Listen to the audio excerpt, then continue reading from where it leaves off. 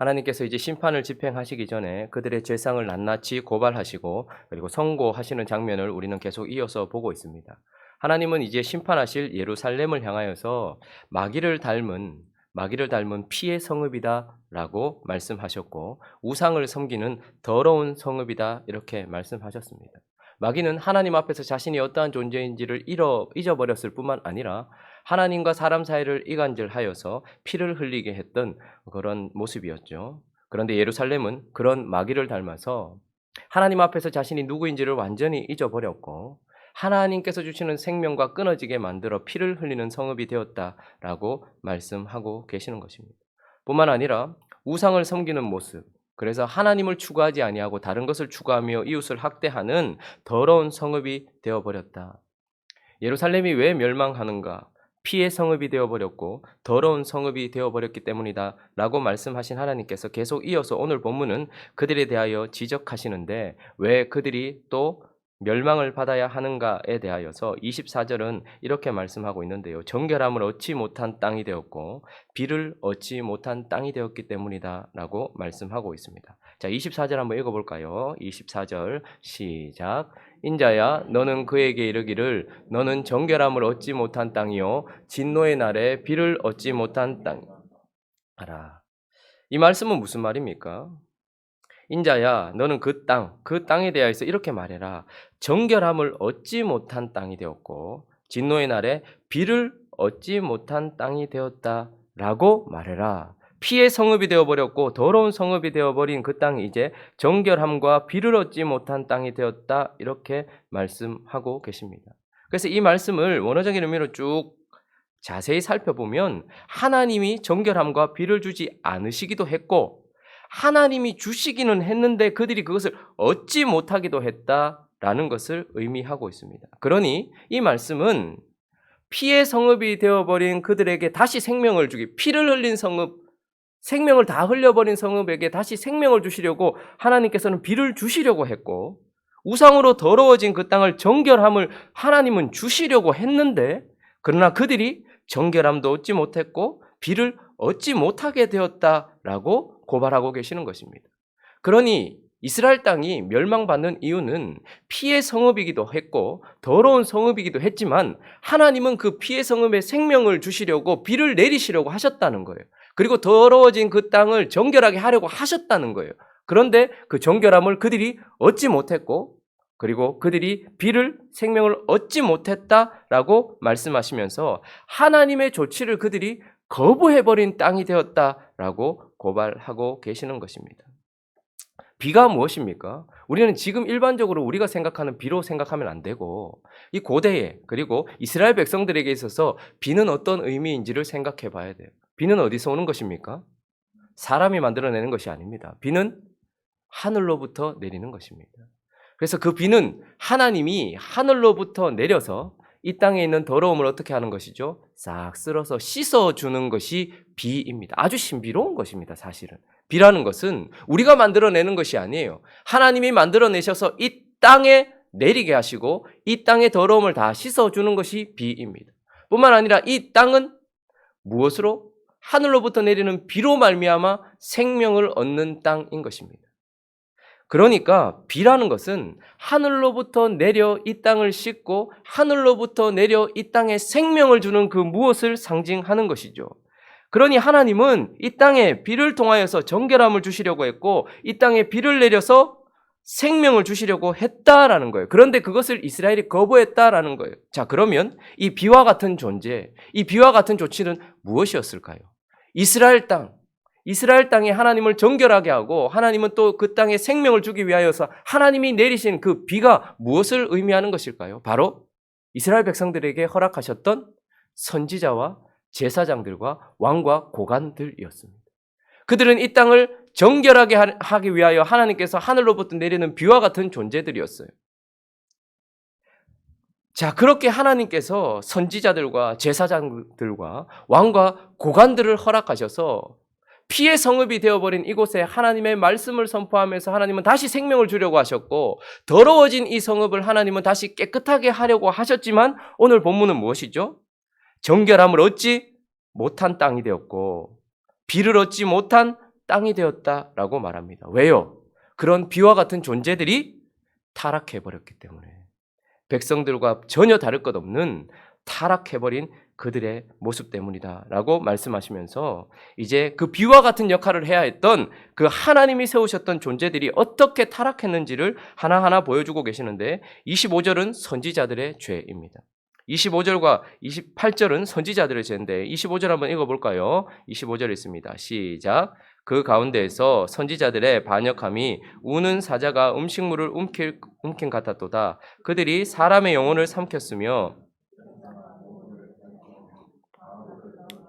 많게 하였으며. 자, 그 가운데 선지자들. 여러분, 선지자들은 무엇입니까? 하늘의 하나님으로부터 말씀을 받아 선지자들은 거의 검사 같아요. 율법에서 벗어날 때마다 보냄을 받아서 너희가 벗어났다는 것을 가르쳐주고 더러워진 그들에게 더럽다라는 것을 보여주는 거울이었고 피를 흘리고 있는 그들에게 너희가 지금 생명을 피를 흘리고 있다라고 말씀하시면서 돌이키게 하는 것이 선지자들이었습니다. 그래서 하늘의 말씀을 받아 그들을 깨끗하게 해야 했고 하늘의 말씀을 통하여서 생명을 주는 비와 같은 그분의 말씀을 통하여서 그들을 생명으로 이끌어야 되는데 그들이 어떻게 했다고 말합니까? 그들이 사람의 영혼을 삼켰으며 라고 말합니다. 여기서 이 영혼이라는 단어는 호흡이라는 단어이기도 합니다. 그러니까 하나님과의 사이를 끊어버렸다는 말입니다. 선지자들이 오히려 끊어진 하나님과의 관계를 이으라고 보낸 선지자들이 하나님과의 관계를 끊었어요. 왜냐하면 재산과 보물을 탈취하기 위하여서. 27절부터 28절 한번 보십시오. 27절은 고관들, 왕. 여기서 고관이라는 우리 말로 번역될 땐 고관이지만 사실 왕입니다. 왕. 그러니까 왕과 고관들 이렇게 보면 될 것 같아요. 왕과 고관들은 음식물을 삼키는 일이 같아서 불이한 이익을 얻으려고 피를 막 흘리고 있었어요. 그런데 28절에 보면 28절도 읽어볼까요? 시작. 그 선지자들이 그들을 위하여 회를 칠하고 스스로 허탄한 이상을 보며 거짓 복수를 행하며 여호와가 말하지 아니하였어도 주 여호와께서 이같이 말씀하셨느니라 하였으며. 자, 선지자들이 하늘의 말씀을 전해야 될 선지자들이 자기의 유익과 이익과 보물과 재산을 위하여서 보지도 않은 것을 보았다라고 말하고 자기 속에 있는 것을 말하면서 자신의 재산과 자신의 인기, 그 당시에는 예루살렘이 다시 일어날 것이라는 말을 듣고 싶었겠죠. 예루살렘이 절대 망하지 않을 것이라는 말을 듣고 싶었겠죠. 그런 말을 해주면 예루살렘 안에서는 인기 있는 선지자가 되겠죠. 그러니 사람들이 듣고 싶어하는 말을 들려주는 인기 있는 선지자가 되기 위하여, 그리고 인기는 돈과 함께 오니 더 많은 풍족함을 누리기 위하여, 그리고 그 당시에 고관들, 왕들의 뒤치덕거리를 해주면서 그들이 말하는 대로 그것을 회치를 해주면서 그래 맞다, 예루살렘은 안 망한다, 우리는 건재하다라고 말하면서 그렇게 왕들의 눈치를 살피면서, 그러니 하나님의 말씀을 전해야 되는 선지자가 백성들이 듣고 싶어하는 말을 들려주기 위하여, 그리고 높은 사람들, 나를 어떻게 할 수 있는 높은 사람들의 눈치를 보면서 그들의 말을 대변하기 위하여, 그리고 내가 좀 더 풍족한 삶을 살기 위한 재물과 보물을 위하여서 말씀을 선포해서 사람들의 영혼을 하나님과 끊어버리고 그들의 영혼을 삼켜버렸다라고 말씀하고 있는 것이죠. 그렇게 하나님의 말씀이 아닌 말씀을 전하면 어떻게 됩니까? 반드시 재앙이 오게 되어 있습니다. 그래서 과부를 그 가운데 많게 하였다 말합니다. 바벨론에게 복종해야 된다라고 말하고 전쟁은 안 된다라고 말하며 우리는 바벨론에게 항복해야 된다라고 말했음에도 불구하고 하나님의 말씀을 뒤로 돌려버렸기 때문에 바벨론에 의하여서 전쟁이 났고 바벨론에 의하여서 우겨쌈을 당하였고 바벨론에 의하여서 모든 남자들이 죽임을 당함으로 말미암아 성에는 과부들이 가득하게 만들었던 이유는 이스라엘 백성들 전체에 피를 흘린 성읍이요 더러운 성읍이기도 했지만 그들을 정결하게 하시고 그들에게 다시 생명을 주시려고 하나님께서 비와 같은 자들을 보내셨는데 그들이 자신의 유익과 높은 사람들의 눈치를 보면서 그리고 좀 더 풍족한 삶을 살고 싶어서 인기를 얻고 싶어서 하나님의 말씀이 아닌 말씀을 선포해버렸기 때문이다 라고 말씀하고 있는 것입니다. 하나님의 말씀을 들고 있는 자가 하나님의 뜻대로 말씀을 선포하지 않고 자기를 위하여 백성들이 듣고 싶어하는 말, 그러나 사실 그것도 백성들을 위해서가 아니라 자신의 인기를 위하여 그리고 자신을 좌지우지할 수 있는 어떤 권력에 복종되어서 그들의 말을 대변하는 순간 더러움은 깨끗해질 수 없었고 잃어버린 생명은 다시 얻을 수 없게 되었다라는 것이죠. 그러니 하나님께서 하늘로부터 내리는 비와 같아야 될 선지자가 그들을 오히려 삼켜버렸다라고 말씀하고 있는 것입니다. 또 하나 하나님은 이제 그 비와 같은 존재들 중에 또 한 부류인 제사장들의 죄를 선포하고 계시는데요. 26절 읽어보겠습니다. 26절 시작.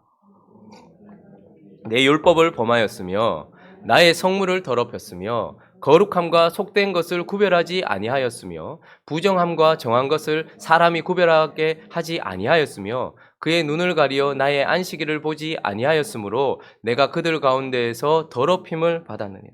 자, 하나님의 말씀을 전해야 될 선지자들도 타락했고 이제 제사장들에 대하여 말씀하시는데 그 제사장들은 내 율법을 범하였다 이렇게 말합니다. 그들의 첫 번째 죄는 하나님의 율법을 범하는 거예요. 제사장들의 존재 목적은 하나님의 율법, 그러니까 이미 계시된 모세를 통하여 계시된 하나님의 백성이 어떻게 살아야 되는지를 가르쳐 주는 자들이에요. 그런데 거기서 벗어나면 고발하는 것들이 선지자예요. 선지자들이 나와서 고발을 하죠. 그러나 언제나 평소에는 율법을 제사장들이 가르쳐 주는 거예요. 그런데 제사장들에 대하여 지적하시는 하나님이 내 율법을 가르치지 않았다라고 말씀하는 것이 아니에요. 가르치기는 잘했던 것 같아요. 입으로는 잘 말했던 것 같아요. 하나님의 말씀은 펴들고 있었던 것 같아요. 그러나 문제는 무엇이냐면 자기가 그 율법을 지키지 않았다라는 말. 자기는 그 법 위에 있었고 자기는 그 말씀대로 살아가지 않으면서 말로만 가르쳤겠죠. 그러니 하나님은 네가 내 율법을 범했다. 내 율법은 입으로 지키는 것이 아니라 삶으로 지키며 내 율법은 네 생각에 담는 것이 아니라 네 삶에 담아야 하는 것인데 너는 말로는 가르치지만 그러나 너의 삶으로는 전혀 율법을 지키지 않은 율법을 범하였다라고 말씀하고 계시는 것입니다. 그러니 하나님은 사실 우리를 가르치실 때에 이론을 통해서도 가르치시지만 실물을 통해서도 가르치십니다. 예수 그리스도는 말씀이 육신이 되신 분이에요. 그분의 말씀은 모두 하나님의 말씀을 담고 있었지만 그분의 삶이 하나님의 말씀을 담고 있었기 때문에 우리는 사실 따라갈 수 있는 가르침을 배우고 있는 것이죠. 그런데 제사장들은 율법을 범하였다라고 말합니다. 그러나 그들의 더 심각한 죄는 무엇인가 하면 거룩함과 속된 것을 구별하지 않았다라는 거예요. 부정함과 정한 것을 사람이 구별하게 가르치지 않았다라는 것입니다. 여러분, 이 땅에는 성속이 있습니다. 그러나 하나님이 세상에 속한 것이라 하여서 모두 버려야 된다라고 말씀하지 않습니다. 우리는 땅에 속한 자이기도 하고 하늘에 속한 자이기도 합니다. 흙으로 지음 받아서 땅에 속한 자이기도 하지만 하나님의 생기를 받은 자이기 때문에 하늘에 속한 자이기도 해요. 그래서 우리는 하늘과 땅을 잇는 존재죠. 그러니 우리가 살아갈 때에는 하늘의 것도 필요하고 사실 땅의 것도 필요합니다. 그러나 하나님은 땅에 속하신 분이 아니에요. 땅을 통치하시는 분이에요. 하나님은 우리가 필요한 것들을 하나님은 필요로 하지 않으십니다. 그렇기 때문에 우리가 사용하는 것을 가지고 하나님께 드릴 수는 없는 거예요. 하나님이 우리에게 은혜로 주신 것들이 있습니다. 이 땅에 있는 것들은, 이 땅에 속한 것들은 물론 죄로 더러운 것도 있지만 우리가 사용해야 될 것도 있어요. 그러나 그것은 우리가 사용하는 것이지 하나님께 드릴 것은 아니라는 말입니다. 그래서 예배는 언제나 하나님이 받으시는 것을 드려야 되는 것입니다. 그러므로 예배, 특별히 하나님께 드릴 때에는 거룩한 것을 구별하여서 드리는 거예요. 하나님이 받으신다 하는 것을. 그런데 제사장들이 거룩한 것과 속된 것을 구별하지 않았어요. 하나님이 받으시지 못할 것, 하나님이 받으실 수 없는 것을 드렸다라는 말입니다. 정한 것과 부정한 것을 구별하지 않았다라고 말하고 있는 것입니다. 오늘 가장 큰 문제도 제사장과 같은 역할을 하는 목회자들이 거룩한 것과 속된 것을 구별하지 않기 때문 아닐까요? 지금의 예배를 보십시오. 지금의 예배는 마치 세상에서 펼쳐지고 있는 콘서트, 뮤지컬, 화려한 조명, 음량, 이런 것들로 꾸며지려고 하고 있어요. 자신들이 콘서트에서 받았던 혹은 어떤 뮤지컬에서 받았던 혹은 영화에서 받았던 어떤 그 감동을 고스란히 담고서 이것을 마치 하나님도 감동받을 것처럼 그것을 교회 안에 끌고 들어오는 것이죠. 여러분, 우리가 영화를 보고 뮤지컬을 보고 콘서트에 가는 것이 잘못입니까? 그것은 하나님께서 우리에게 주신 문화 향유의 축복입니다. 그러나 그것은 우리가 즐거워하는 것이지 하나님께도 즐거운 것은 아닐 것입니다. 우리가 누릴 것이지 하나님께 드릴 게 아니에요. 그런데 우리는 우리가 받은 감동을 하나님도 받을 것이라 생각하여서 교회 안에 예배가 마치 어떤 가수의 콘서트와 별반 다르지 않아요. 그래서 그것을 따라가는 것이 오히려 더 거룩한 것처럼 좀 더 앞선 교회인 것처럼 생각합니다. 저는 지금 어떤 세상에서 일어나고 있는 콘서트나 어떤 뮤지컬이나 이런 것들이 잘못됐다라고 말하는 것이 아닙니다. 그런 것들은 우리를 즐겁게 해주는 것이고 하나님이 허락하셨어요. 그러나 그것을 하나님께 드리라고 말한 적은 없습니다. 우리는 하나님께 거룩하게 드려야 되지 예배를 화려하게 드리라, 예배를 감동스럽게 드려라라고 말씀하지 않았다는 말입니다. 그러나 우리가 누릴 문화를 하나님께 드릴 예배와 섞어서 지금 드리고 있는 것이죠. 여러분, 우리가 뽕짝을 좋아한다고 하나님도 뽕짝으로 예배를 받으시고 싶어 하실까요? 술 한잔 걸치고 하는 그 천박한 춤 같은 춤을 추면서 예배당 전체에서 사람들이 일어나서 춤을 추면서 아이고 아이고 찬양하는데 그것을 정말 하나님께서 기뻐하실까요? 조금 보수적인 제가 봐도 참을 수 없는 천박함인데 하나님은 그런 것을 기뻐하실까요? 우리가 뽕짝을 좋아한다고 하나님이 우리를 치시겠습니까? 뽕짝 좋아해라, 괜찮다. 뮤지컬 좋아해라, 괜찮다. 화려한 조명 아래, 빵빵한 음향 아래서 노래하고 춤추고 뛰는 거 괜찮다. 그러나 그것은 너희가 누릴 문화이지 내가 받을 예배는 아니지 않느냐. 그러나 교회는, 제사장들은 거룩한 것과 속된 것을 섞어버렸습니다. 메시지는 어떻습니까? 하나님의 말씀은 지식이 담겨있기도 하지만 하늘의 지혜가 담겨있는 영적인 말씀입니다. 그렇기 때문에 이 말씀에는 하나님의 뜻이 담겨있고 이 말씀은 성령으로 말미암아 해석되어져야 되는 거예요. 그런데 성령으로 말미암아서 전파되어야 될 하나님의 말씀은 이제 윤리, 도덕, 교과서 수준으로 내려와 버렸어요. 이 말씀이 우리가 좀 더 도덕적으로 살아라고 가르치고 있습니까? 포함하고 있지만 그것을 말하는 것이 아닙니다. 우리는 영적인 삶을 살기 위하여서 영적인 양식을 받아들고 있는 거예요. 자연을 보호하는 방법, 좀 더 도덕적인 삶을 사는 방법, 이것은 교회에서 가르치지 않아도 됩니다. 세상에서 가르치라고 하나님께서 전부 다 주셨어요. 마음을 다스리는 방법, 평안을 얻는 방법, 죄책감을 떨어내는 방법, 용서하는 방법, 이 모든 것들은 교회에서 말하지 않아도 말하고 있는 가르침들이 있어요. 그러나 성경은 그런 도덕적 수준을 가르치는 교과서가 아닙니다. 그러나 이제 그 하나님의 말씀을, 율법을 전해야 될 제사장들은 세상의 지식 그리고 하나님의 지식을 섞어가지고 전파하고 있더라는 거예요. 복음을 전할 때에도 하나님은 아주 무명한 자들, 천박해 보이고 아주 천박이 아니라 천해 보이는, 그러나 하나님의 사람들에 의하여서 실제가 된 복음을 전하는 복음의 증인들을 통하여서 전도를 하십니다. 그러나 지금은 제대로 삶을 사는 것 같지도 않은 유명한 사람들이 자신이 받았던 마음의 감동을 가지고서 그것을 복음이라 전하면서 전도라고 말하고 있어요. 거듭난 지 얼마 되지 않은 사람은 교회 앞에서 가르칠 자격이 없습니다. 왜냐하면 언제 다시 넘어질지 모르기 때문입니다. 삶으로 증명되지 않은 사람은 아직까지 복음을 전할 자격이 없습니다. 전도는 유명한 사람이 자기가 받은 감동을 가지고서 사람들을 많이 끌어모아 놓고 하는 것이 아니고, 그리스도 앞에서 변화된 자기 자신이 무명해 보인다 할지라도 그리스도가 실제라는 것을 보여주는 사람이 전하는 것이 복음인 것입니다. 그런데 제사장들이 이제 이런 사람과 저런 사람을 섞어서 복음을 전하고 있다는 것이죠. 사역은 어떻습니까? 하나님은 기업을 운영할 수 있도록 효율성과 합리성과 이윤 추구를 허락하셨습니다. 왜요? 기업과 정부는 그렇게 해야 되니까요.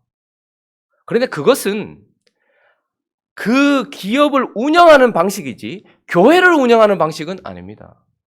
보험회사가 쓰는 방식과 교회가 쓰는 방식이 똑같이 마치 보험 상품을 팔듯이 전도를 하고 있는 교회, 섞여버렸죠. 성과 속을 구별하지 아니하고 하나님께 드려야 될 것과 우리가 향유해야 될 것을 섞어버리고 더럽고 추악한 땅이 되어버린 이유는 성과 속을 구별해야 될 제사장들이 그것을 섞어버렸기 때문인 것입니다. 그래서 하나님은 26절 후반절에 이렇게 말씀하시죠. 마지막, 내가 그들 가운데 있죠. 자, 시작. 내가 그들 가운데에서 더럽힘을 받았느니라.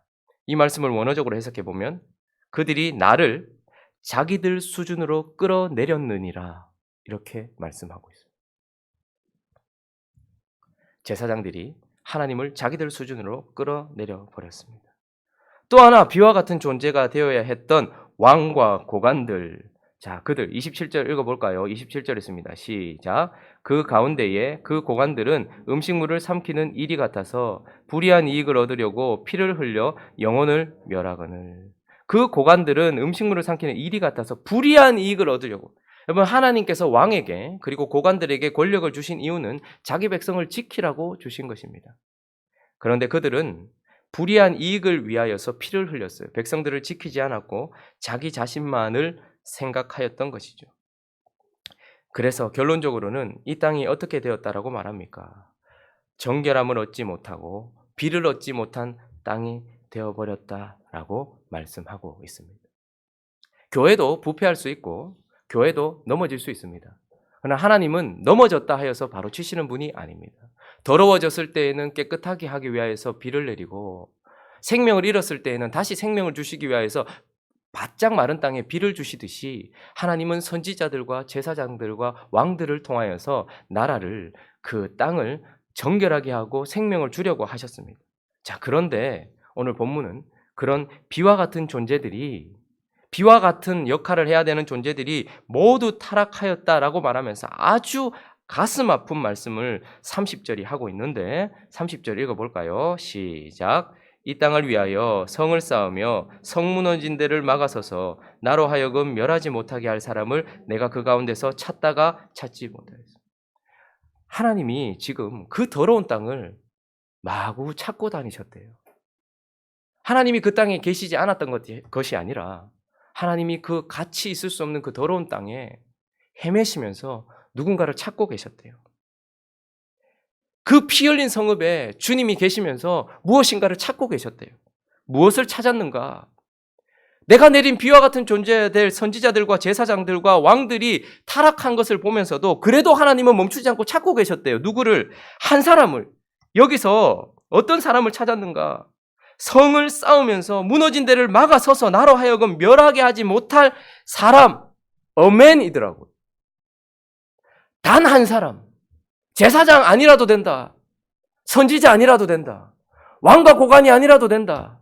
이 땅을 내가 막아서고 이 땅을 내가 멸망할 때에 막아서고 아직까지 안 됩니다라고 말할 한 사람이라도 내가 있었으면 예루살렘은 멸망하지 않았을 것이다 말씀합니다. 그래서 예레미야 5장 1절 한번 볼까요? 예레미야 5장 1절. 예레미야에게도 동일한 말씀을 하셨습니다.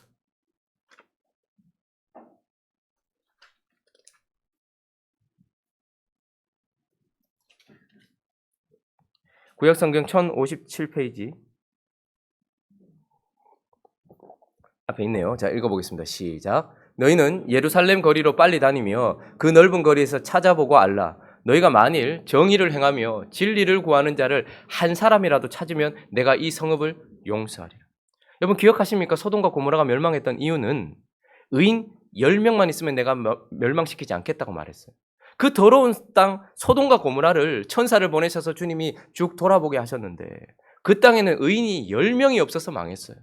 그러나 하나님은 예루살렘을 향하여서 만약에 의인, 내가 이 성을 멸망시키지 않을 이유가 될 한 사람이라도 내가 거기 있다면 나는 예루살렘을 멸망시키지 않겠다라고 말씀하셨어요. 그 더러운 성읍, 피를 흘린 성읍, 그리고 정결함을 받지 못하고 비를 얻지 못한 땅 같은 그곳을 주님이 헤매시면서 한 사람이라도 있으면 내가 멸망시키지 않겠다라고 말하면서 헤매셨지만 결국 예루살렘이 멸망했던 이유는 피의 성읍이기도 했고 더러운 성읍이기도 했지만 그리고 정결함을 얻지 못하고 비를 얻지 못한 성읍이기도 했지만 그러나 멸망한 이유는 그곳에 한 사람도 없었다라는 거예요. 그래서 18절은 이렇게 얘기하죠. 인자야 이스라엘 족속이 내게 찢기가 되었으니 19절 이렇게 말씀합니다. 읽어보겠습니다. 시작.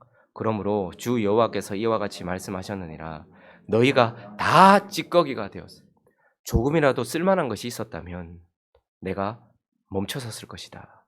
그러나 내게 너희는 찢기가 되었고 다 찌꺼기같이 되었다. 이 말은 거부할 수밖에 없었다라고 말씀하고 계시는 것입니다. 오늘 이 아침에 모든 백성들이 다 더러워졌습니다.